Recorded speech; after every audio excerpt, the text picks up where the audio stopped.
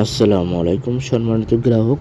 আমি আজকে আপনাদের দেখাবো ব্যালেন্স অ্যাড কীভাবে করবেন। পার্সোনাল থেকে পার্সোনাল নাম্বারে কিভাবে ব্যালেন্স অ্যাড করবেন। তো প্রথমে আমাদের অ্যাপসের ভিতরে ঢুকে যাব।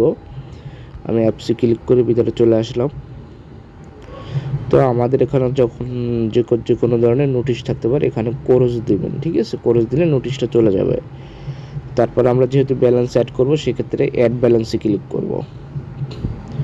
অ্যাড ব্যালেন্সে ক্লিক করার পরে এখানে আছে main balance, bank balance, drive balance.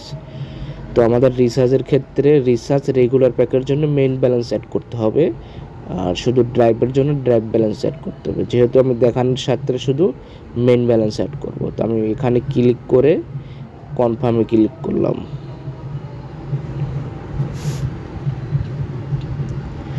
কনফার্মে ক্লিক করার পর এখানে দেখতে পাচ্ছেন রকেট পার্সোনাল, নগদ পার্সোনাল, উপায় পার্সোনাল, বিকাশ পার্সোনাল। তো আমাদের এখানে পার্সোনাল নাম্বার দেখা যাচ্ছে। আমরা পার্সোনাল নাম্বারে সেন্ড মানি করে অ্যাড করতে হবে, অথবা এজেন্ট থেকে ক্যাশ ইন করে অ্যাড করতে হবে। তো আমি দেখানোর জন্য বিকাশ পার্সোনালে ক্লিক করব।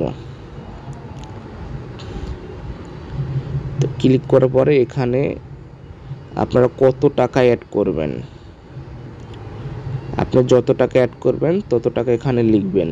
তো আমি দেখানোর জন্য 50 টাকা অ্যাড করব। আমি 50 টাকা এখানে দিলাম। 50 টাকা দেওয়ার পর এখানে দেখাচ্ছে আমি 50 টাকা অ্যাড করতে চাচ্ছি। তারপর আমাদের এখানে যে নাম্বারটা দেওয়া থাকবে, যে কোনো মুহূর্তে নাম্বার পরিবর্তন হতে পারে। যখন যে নাম্বার দেওয়া থাকবে তখন সেই নাম্বারে টাকা পাঠাবেন। তো দেখানোর জন্য এখানে আমি ক্লিক করলে নাম্বারটা কপি হয়ে যাবে। আমি ক্লিক করলাম, তো নাম্বারটা কপি হয়ে গেছে। এখানে আপনারা টিক দেখলে বুঝতে পারবেন নাম্বারটা কপি হয়ে গেছে। তো আমি এখানে এক চাপে বেরিয়ে গেলাম।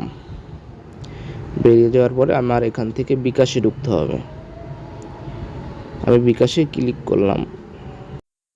বিকাশে ক্লিক করার পরে আমি যেহেতু সেন্ড মানি করব, সেক্ষেত্রে আমার সেন্ড মানি অপশনে যেতে হবে। আমি এখন সেন্ড মানি অপশনে চলে যাব।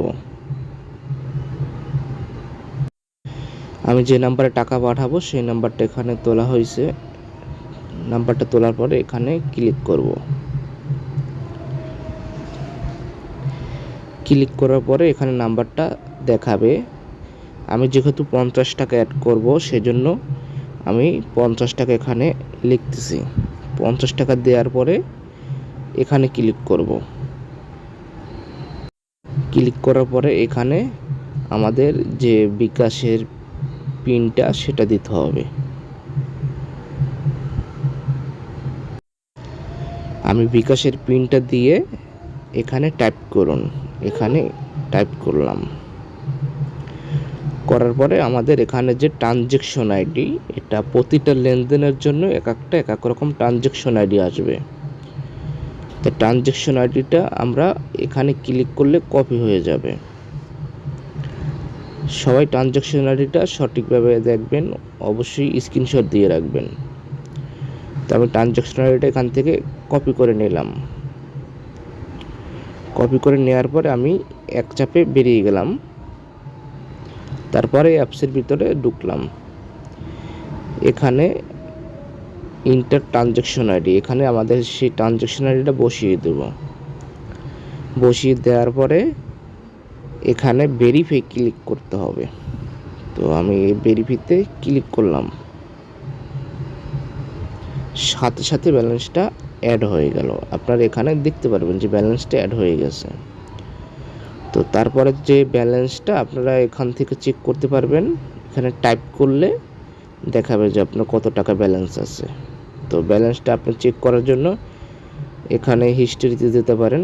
এই হিস্ট্রিতে গিয়ে যেহেতু আমাদের পেমেন্ট, সেহেতু আমরা পেমেন্টে ঢুকে চেক করব।